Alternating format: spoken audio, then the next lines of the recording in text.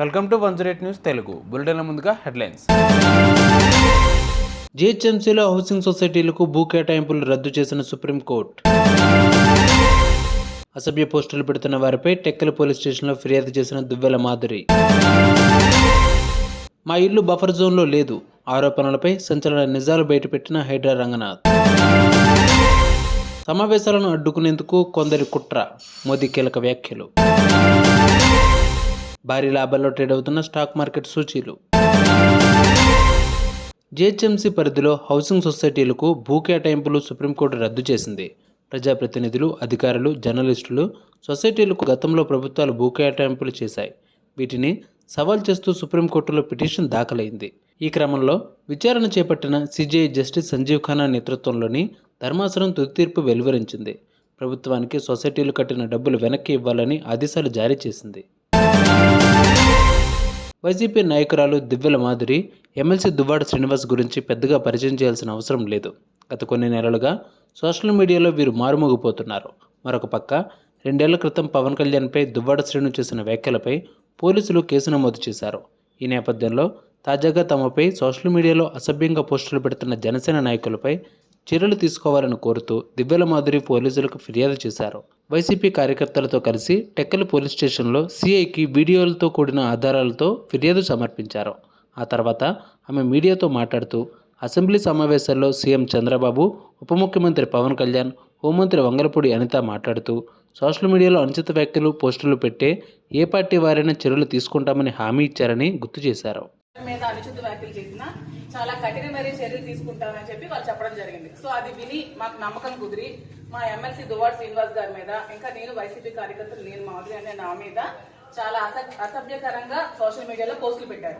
So మీరు ఖచ్చితంగా వారి మీద కూడా యాక్షన్ తీసుకోవాలని కోరుకుంటూ మేము మా ఎంపీపీలు, ఎంపీటీసీలు, ప్రెసిడెంట్లు, మండలి టౌన్ ప్రెసిడెంట్లు అందరూ కలిపి మీ కంప్లైంట్ ఇవ్వడం జరిగింది. దీని మీద మీరు తప్పకుండా సివియర్ యాక్షన్ తీసుకోవాలని కోరుకుంటున్నాం. రెండు అందరికీ దానికి సంబంధించిన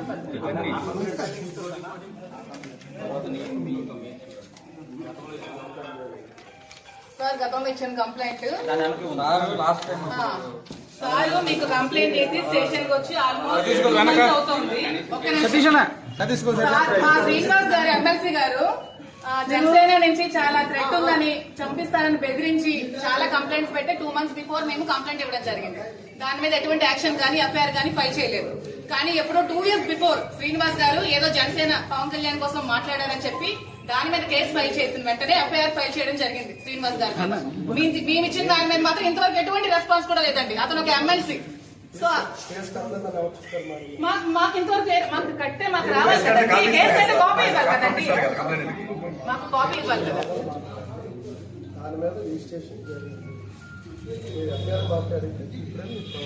సార్ రిజిస్ట్రేషన్ జరిగితే ఎటువంటి యాక్షన్ అయినా తీసుకున్నారా? మీకు ఎవిడెన్స్ ఇచ్చారు కదండి.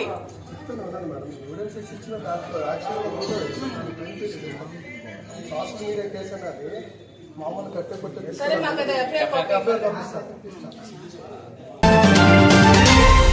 హైడ్రా కమిషనర్ రంగనాథ్ నివాసం ఉంటున్న ఇల్లు బఫర్ జోన్లో ఉందని ఇటీవల కొన్ని మీడియాల్లో, సోషల్ మీడియాలలో కథనాలు వచ్చాయి.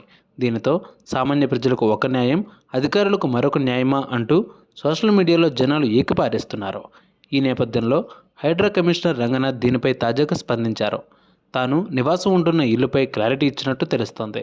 ఈ క్రమంలో హైడ్రా రంగనాథ్ మాట్లాడుతూ హైదరాబాద్లోని మధురానగర్లో మేము నివాసం ఉంటున్న ఇల్లు 4 దశాబ్దాల క్రితం మా నాన్నగారు నిర్మించిందని క్లారిటీ ఇచ్చారు. కృష్ణకాంత్ పార్కుకు దిగువన చాలా నిర్మాణాల తర్వాత మా ఇల్లు ఉందని చెప్పుకోవచ్చారు. ఒకప్పటి పెద్ద చెరువుని 2.5 దశాబ్దాల క్రితం కృష్ణకాంత్ పార్కుగా మార్చిన విషయం అందరికీ తెలిసిందేనన్నారు. చెరువు కట్టకు దిగువ 10 మీటర్లు దాటితే కిందన ఉన్న నివాసాలు ఇరిగేషన్ నిబంధనల మేరకు బఫర్ జోన్ పరిధిలోకి రావన్నారు. తమ ఇల్లు కట్టకు దాదాపు కిలోమీటర్ దూరంలో ఉందని గుర్తు చేశారు. పార్లమెంటు శీతాకాల సమావేశాలను అడ్డుకునేందుకు కొందరు కుట్ర పన్నుతున్నారని ప్రధాని మోడీ వ్యాఖ్యానించారు. పార్లమెంటు ప్రాంగణంలో మీడియాతో ఆయన మాట్లాడుతూ రాజ్యాంగం అమల్లోకి వచ్చి 75 ఏళ్లు పూర్తయింది. శీతాకాలం మొదలైంది. సమావేశాలు అలాగే జరుగుతాయని ఆశిస్తున్నా. అధికార దాహం గల పార్టీలను ప్రజలు తిరస్కరించారు. వారి సభను సజావుగా సాగనివ్వరు. వారిని కాలమే శిక్షిస్తుంది అని అన్నారు. దేశీయ స్టాక్ మార్కెట్ సూచీలు సోమవారం భారీ లాభాల్లోకి ప్రారంభమయ్యాయి. అంతర్జాతీయ సంకేతాలు మహారాష్ట్రలో ఎన్డీఏ కూటమి విజయం, గత వారం నష్టాల నుంచి కొంత రికవరీ కనిపించడంతో సూచీలు సానుకూలంగా స్పందించాయి. ఉదయం 9 గంటల 30 నిమిషాల సమయంలో నేటి ట్రేడింగ్లో సెన్సెక్స్ 1261 పాయింట్లు పెరిగి 80,378 వద్ద ట్రేడ్ అవుతోంది. నిఫ్టీ 397.5 పాయింట్లు పెరిగి 24,305 వద్ద కొనసాగుతోంది. చూసారు ఇవాళ బులెటిన్ అప్డేట్స్. మరిన్ని అప్డేట్స్తో మళ్ళీ మీ ముందుకు వస్తారు. అంతవరకు కీప్ వాచింగ్ 108 న్యూస్ తెలుగు.